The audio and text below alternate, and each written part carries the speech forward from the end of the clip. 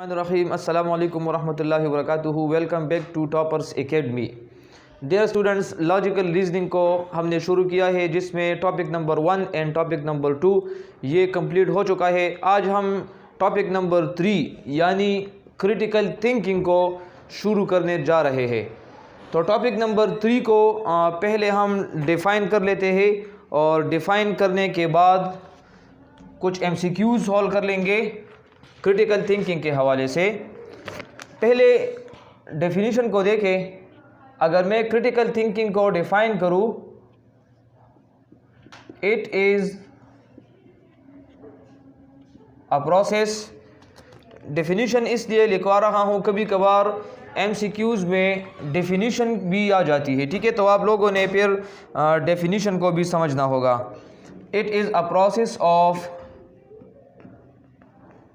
evaluation which uses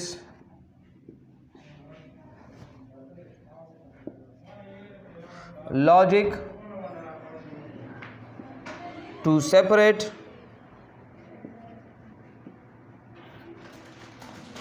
truth from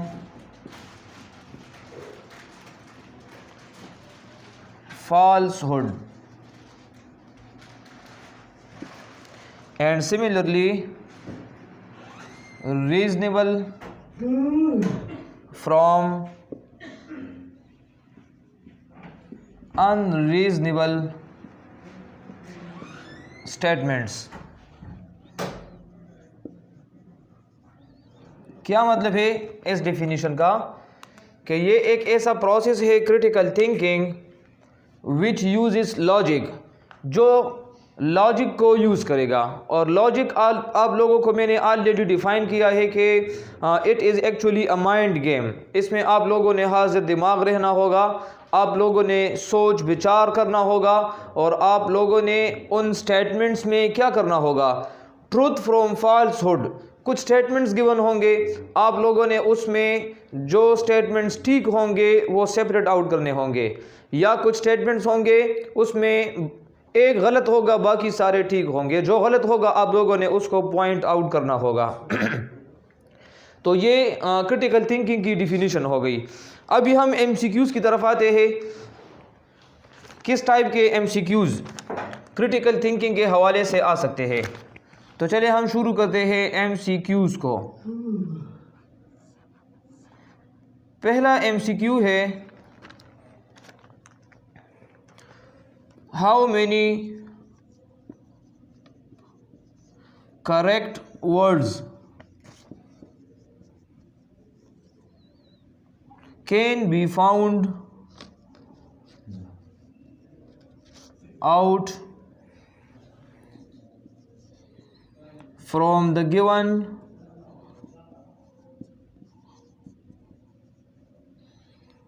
spelling। आपको एक without sequence miss spelling एक word given होगा, जैसा कि यहाँ पर है UORSEIS। अभी देखिए इसमें कोई स्किल आप लोगों को नहीं चाहिए, आप लोगों ने अभी प्रैक्टिस करनी है और प्रैक्टिस के बाद ये आप लोगों की एक स्किल डेवलप हो जाएगी कि आप इस जंबल वर्ड से एक्यूरेट और सीक्वेंस वाला लफ्ज़ कैसे बनाएंगे। अभी आप लोग ऐसा करें कि इस वीडियो को पास कर ले और ख़ुद इसको ट्राई करें।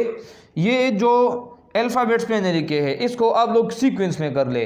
मिसाल के तौर पर अगर मैं अपना नाम लिख दूँ NOMAN, नोमान, ये अभी मैंने सीक्वेंस में लिख दिया है।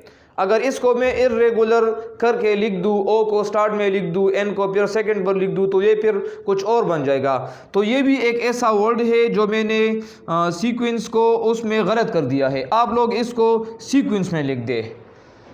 फिर क्या करें, अगर एक सही वर्ड बन जाएगा आप उसको नाम दे दे कि this is correct word number 1, फिर करेक्ट वर्ड नंबर 2 बनाए, फिर करेक्ट वर्ड नंबर 3 बनाए। कितने सही वर्ड्स बन सकते हैं आप लोगों ने इसको ट्राई करना है, ठीक है। इसमें आपको जो अवेलेबल ऑप्शंस है वो ये है कि या तो एक वर्ड बन जाएगा या इसमें दो वर्ड्स बन जाएंगे करेक्ट जिसका कोई मीनिंग भी होगा, मीनिंगफुल वर्ड, या तो तीन बन जाएंगे या चार बन जाएंगे या कोई भी नहीं बनेगा। ऐसे अल्फाज भी हो सकते हैं जिसको हम सीक्वेंस में नहीं लिख सकते, यानी वो इर्रेगुलर वर्ड्स हमें देंगे, यानी मीनिंगफुल नहीं होंगे।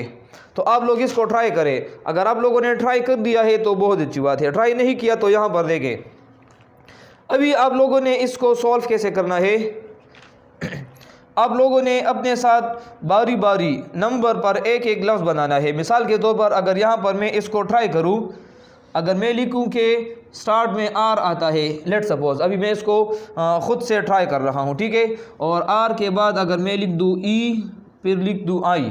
देखिए आप लोग अपने सेंस को यूज़ करें कि यहाँ पर आपने किस सीक्वेंस में इन अल्फ़ाबेट्स को लिखना है ताकि मीनिंगफुल लफ्ज़ बन जाए, ठीक है। तो आर ई आई, फिर एस अगर मैं लिख दूँ, फिर अगर मैं ओ लिख दूँ, और फिर यूँ। देखिए 1 2 3 4 5 6 7 अल्फ़ाबेट्स है, 1 2 3 4 5 6 और एक एस रह गया। देखिए रियूसियोस, ये एक लफ्ज़ बन गया लेकिन ये मीनिंगफुल नहीं है, इसका कोई मतलब नहीं है, मतलब ये गलत है। एक दूसरा ट्राई करते हैं, ठीक है। दूसरा अगर मैं ट्राई करूं और मैं स्टार्ट में एस लिख दूं, ठीक है, और इसी को अगर लिख दूं S E I S, seize बन गया, ठीक है, और फिर यू और आर को इसी तरह लिख दूं इसी सीक्वेंस में, तो ये भी गलत हो जाएगा।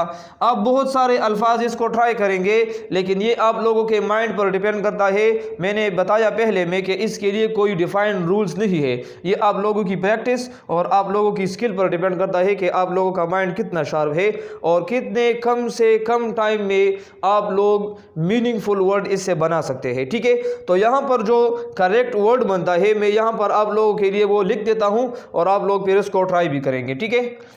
तो यहाँ पर एक ही वर्ड बनता है, option number A is correct. कौन सा वर्ड है जो यहाँ पर ठीक है, वो है S E R I O U S. क्या बन गया, सीरियस। 1 2 3 4 5 6 7, यही 7 अल्फ़ाबेट्स है। अगर इसको हम सीक्वेंस में लिखेंगे तो यहाँ से सीरियस बन जाएगा, और सीरियस आप लोग जानते हैं मतलब आप लोग अभी एक सीरियस मूड में बैठे हैं तो इसको हम सीरियस कहते हैं। अच्छा, इसी तरह एमसीक्यू एक दूसरा भी ट्राई करते हैं ताकि और भी आप लोगों को क्लियर हो। एमसीक्यू नंबर 2,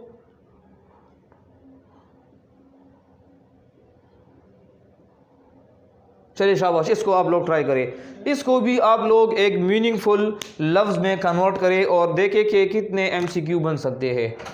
एक वर्ड बन सकता है, 2 वर्ड्स, 3 वर्ड्स और नन, REGAHT। अगर आप लोग इसी को प्रोनाउंस कर दे तो रेगाहट बन जाएगा, तकरीबन इसी तरह। अगर इसको आप लोग सीक्वेंस में लिखेंगे तो पहले तो आप लोग खुद ट्राई करें। अगर ख़ुद से आप लोग ट्राई नहीं कर सकते तो मैं आप लोगों के लिए यहाँ पर इसका जो करेक्ट वर्ड बनता है वो क्या बनता है। अगर मैं पहले लिख दूँ जी, फिर लिख दूँ ए, यहाँ से जी फिर ए, फिर इसके बाद अगर मैं लिख दूँ टी, टी के बाद आप लोग फिर लिख दे एच और फिर लिख दे ई और इसके बाद आखिर में आर लिख दे, तो क्या बन जाएगा, गैदर। और गैदर आप लोग जानते हैं इकट्ठा होना, कंबाइन हो जाना, ठीक है, ये इसका मतलब है। तो ये अभी एक मीनिंगफुल वर्ड बन गया। अच्छा, एमसीक्यू नंबर 3 की तरफ आ जाए। A man said to a lady, your mother's husband। Statement को आप लोगों ने गौर से देखना है। स्टेटमेंट की समझ नहीं आएगी तो आप लोग फिर आंसर को भी मुश्किल से फाइंड करेंगे। Your mother's husband's sister is my aunt. मैं आपको ये समझा भी दूंगा कि इसका मतलब क्या है। How is the lady related to man.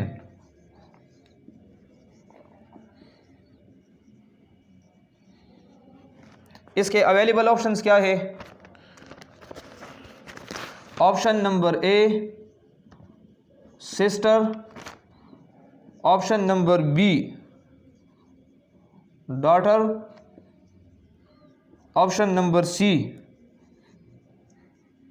Mother and option number D grandfather.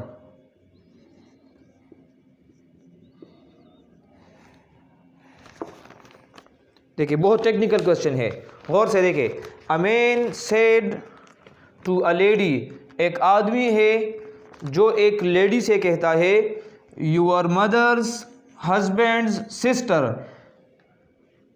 कि आपके वालिदा के जो शोहर है, वालिदा के शोहर क्या होते हैं? अगर हम अपनी वालिदा और उसके शोहर को रिकॉल करें तो ये हमारा अब्बू बन जाता है। सिस्टर फिर उसकी बेटी, तो वो क्या बन जाएगी? वो हमारी सिस्टर बन जाएगी।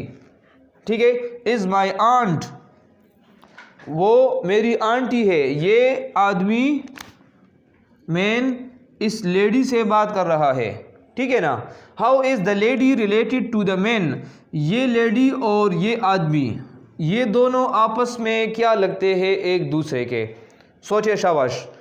ऑप्शंस में sister, daughter, mother and grandfather है। आप लोगों ने एक एक को चेक करना है और आप लोग ऐसा सिचुएशन क्रिएट करें कि लेट सपोज ये आदमी मैं हूँ और मैं इस ऑप्शंस में एक एक से अभी बात करूँगा तो कौन सा ऑप्शन सूटेबल होगा हमारे लिए। लेट सपोज अगर मैं इस लेडी को सिस्टर कंसिडर कर लूँ, अगर मैं अपनी बहन से बात करूँ कि आपके अम्मी के जो हस्बैंड है, यानी मेरी बहन के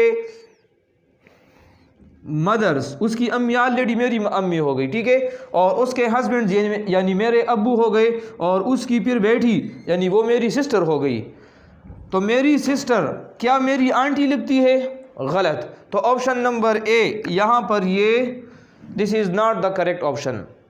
चलिए दूसरे को ट्राई करें, डॉटर को यानी बेटी को। अगर मैं अपनी बेटी से कहूँ कि आपके अम्मी के शोहर की जो बेटी है वो मेरी आंटी हो सकती है, तो आप लोग खुद सोचिए, अगर मैं अपनी बेटी से ये स्टेटमेंट कहूँ तो क्या ये ठीक होगा? नहीं, ये भी गलत होगा। आप लोगों को मैंने बता दिया कि आप लोग इस सिचुएशन को अपने ऊपर अप्लाई करें तो आप लोगों के लिए ईजी होगा।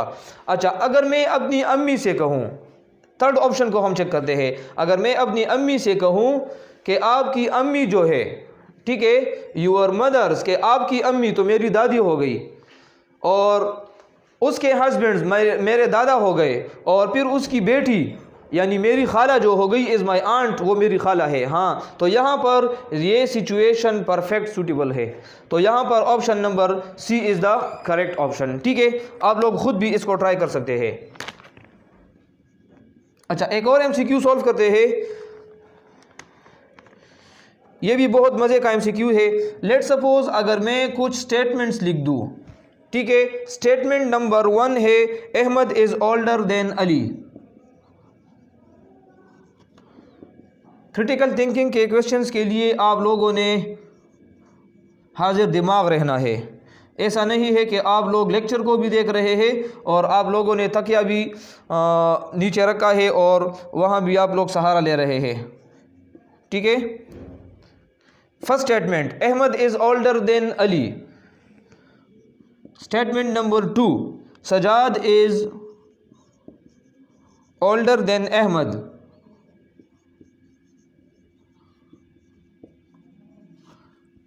इसके लिए मैं आप लोगों को मैप बनाऊंगा, तो आप लोग इस टाइप के एमसीक्यू के लिए अगर मैप बनाएंगे तो फिर वो खुद ब खुद सॉल्व हो जाएगा, ठीक है। Ali is older, statement number 3 है ये अभी। Ali is older than Sajjad. अच्छा, अभी ये 3 स्टेटमेंट्स है। इसके बाद लिखा है क्वेश्चन में, if the first 2 statements are true then the third is dash. Let's suppose if the first 2 statements are true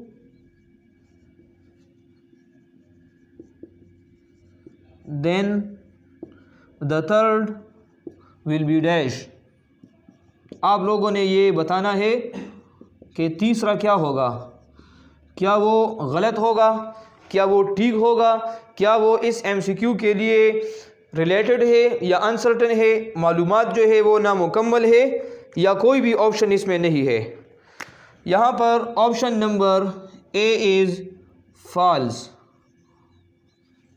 option number B is true, option number C is uncertain, यानी ये इसमें कोई शक है और गिवन डेटा की मदद से हम आंसर नहीं कर सकते। And option number D is non, या कोई भी ऑप्शन इसमें मौजूद नहीं है। अच्छा, स्टेटमेंट को गौर से देखें, Ahmed is older than Ali. आप लोगों ने क्या करना है, अपने लिए इस तरह एक मैप बनाए कि अहमद, अगर मैं लेट सपोज उर्दू में लिखूं ताकि आप लोगों के लिए और भी क्लियर हो, ठीक है, अहमद बड़ा है अली से, तो यहाँ पर मैं इस तरह लिख देता हूँ कि Ahmed is greater than Ali, ठीक है। फिर है Sajjad is older than Ahmed, Sajjad Ahmed से भी बड़ा है, तो सजाद हम कहाँ पर लिखेंगे, यहाँ पर लिखूँगा मैं या यहाँ पर लिखेंगे ना, Sajjad is greater than Ahmad.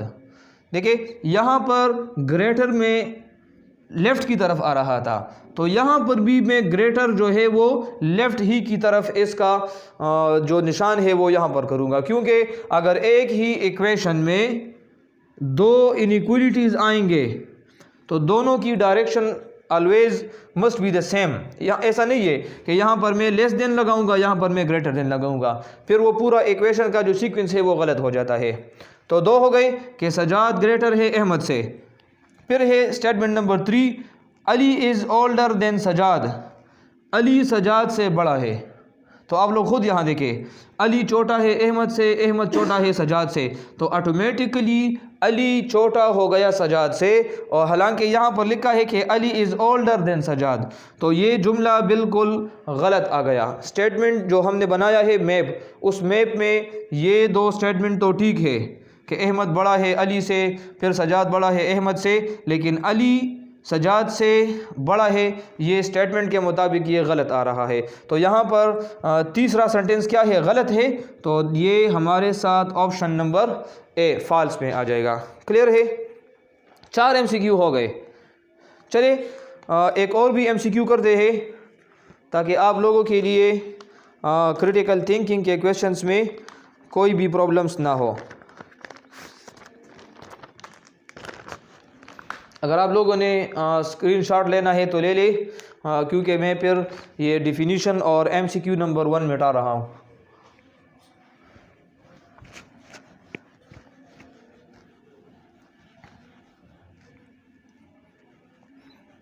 आप लोग ऐसा करें कि क्रिटिकल थिंकिंग के हवाले से गूगल में या किसी भी वेबसाइट पर या किसी भी बुक्स में आप लोग MCQs देंगे और उसको ख़ुद ट्राई करने की कोशिश करें, तो इंशाल्लाह कोई कन्फ्यूजन नहीं रहेगी, ठीक है। अच्छा, MCQ number 5, A is the mother of B। Let suppose A जो है वो B की अम्मी है, ये फर्स्ट स्टेटमेंट है, बल्कि सिर्फ B की नहीं, B and C। If D is the husband, अगर D हस्बैंड है ऑफ व्हाट, C, इन दोनों में C का हस्बैंड है कौन, D, ठीक है। Now what is A to D, A और D के दरमियान रिलेशन आप लोगों ने बताना है। मैप ड्रा करेंगे आप लोग और उसके बाद आप लोगों ने ये बताना है। Option number 1 mother. आप लोग शाबाश, ट्राई करें, आंसर बताएं। Option number B sister, option number C aunt and option number D, option number D क्या है? Mother in law. Mother in law को हम उर्दू में क्या कहते हैं? सास कहते हैं। और सास को पश्तो में क्या कहते हैं? वो हमारे एक आलमी मुबल्लिग भी है, मौलाना तारिक जमील साहिब, वो एक बयान कर रहे थे, उसने कहा कि मदर इन लॉ ख्वाख है। तो ये भी मदर इन लॉ असल में ख्वाख है। आप लोग शाबाश से MCQ को सॉल्व करें कि यहाँ पर बेस्ट ऑप्शन कौन सा होगा। अगर ट्राई कर लिया है तो ठीक है, अगर ट्राई नहीं किया तो यहाँ देखें, मैप बनाएंगे आप लोग। देखें, A is the mother of B and C. A mother है तो यहाँ पर मैं लिख दूंगा ए और ब्रैकेट में छोटा सा लिख दूंगा मदर है। मदर किन दो की? बी एंड सी। तो बी और सी ये ए की औलाद में से है, ठीक है।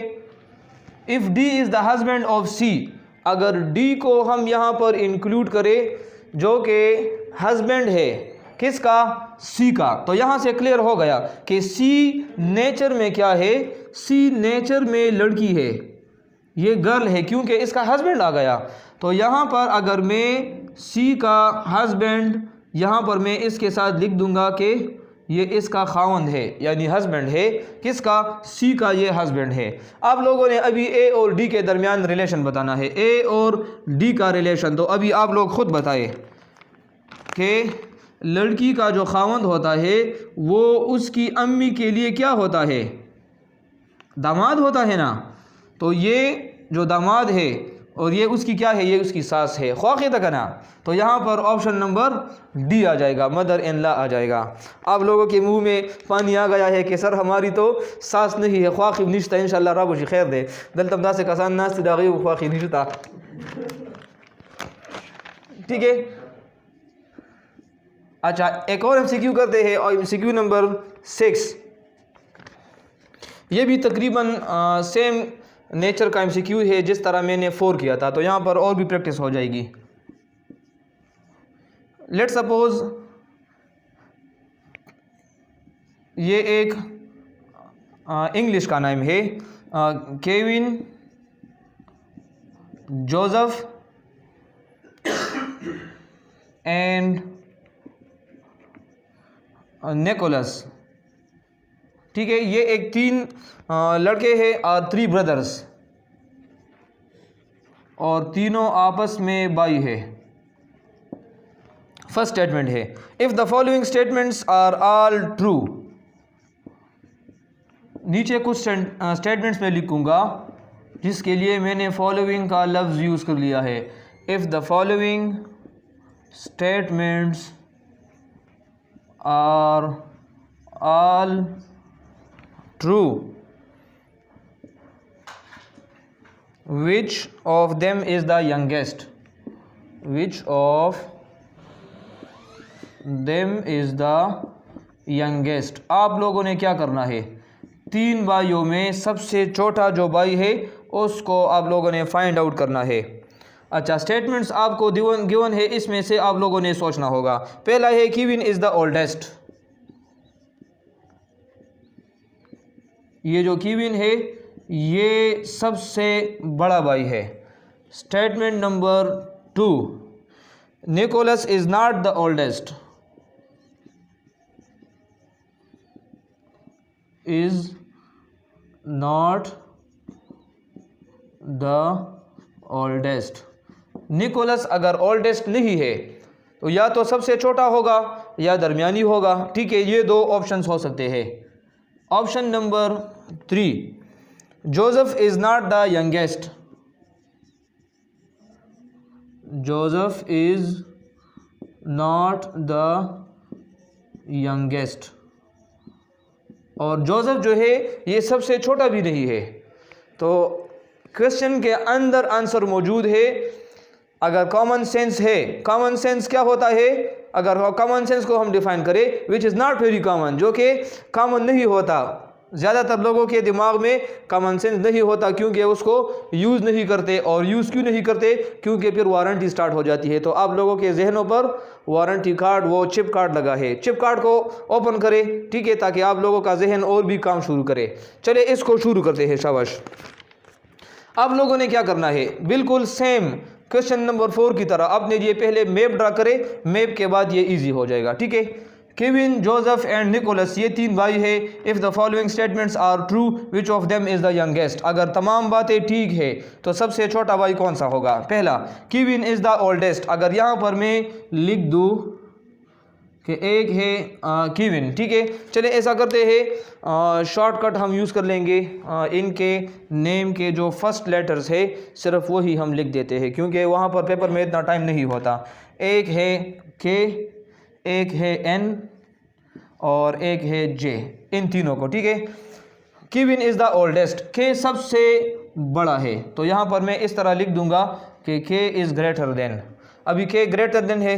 Nicholas is not the oldest, Nicholas सबसे ओल्डेस्ट नहीं है, अगर ओल्डेस्ट नहीं है, अच्छा। Joseph is not the youngest, youngest, Joseph youngest भी नहीं है, अच्छा। जोसेफ अगर यंगेस्ट नहीं है और ये ओल्डेस्ट है तो मतलब ये है कि जोसेफ दरमियान में आ जाएगा। तो अगर यहाँ पर जोसेफ आ गया, ठीक है, तो जाहिरी बात है 2 भाई जब यहाँ पर एडजस्ट हो गए हैं तो यहाँ पर कौन सा आ जाएगा? यहाँ पर निकोलस आ जाएगा। और स्टेटमेंट नंबर 2 भी यही बात हमें रिपीट कर रहा है कि Nicholas is not the oldest, Nicholas oldest नहीं है। फिर ये भी लिखा है कि जो यहाँ पर केविन है ये ओल्डेस्ट है, तो ये भी अपनी पोजीशन पर आ गया। और यहाँ पर लिखा है Joseph is not the youngest, Joseph youngest भी नहीं है, तो ये दरमियान में आ गया है। अभी आप लोग खुद बता दें, शाबाश। इस स्टेटमेंट को देखे सबसे यंगेस्ट कौन सा हो गया? यहाँ पर है निकोलस। तो यहाँ पर अवेलेबल ऑप्शंस भी है, ठीक है। ऑप्शंस में सबसे पहला जोसेफ है, ऑप्शन नंबर बी में यहाँ पर केविन है, ऑप्शन नंबर सी में निकोलस है और ऑप्शन नंबर डी में फिर नान था। तो यहाँ पर जिस तरह निकोलस हमारा बेस्ट ऑप्शन है, तो यहाँ पर आप लोगों का बेस्ट ऑप्शन ये जो है ये ऑप्शन नंबर सी आ गया, ठीक है। तो मेरे ख्याल से लेक्चर का लेंथ ज़्यादा हो रहा है, तो इस लेक्चर के लिए इतना ही काफ़ी है। मिलते हैं इंशाल्लाह अगले लेक्चर में, तब तक के लिए अपना बहुत बहुत ख्याल रखना। Thank you so much.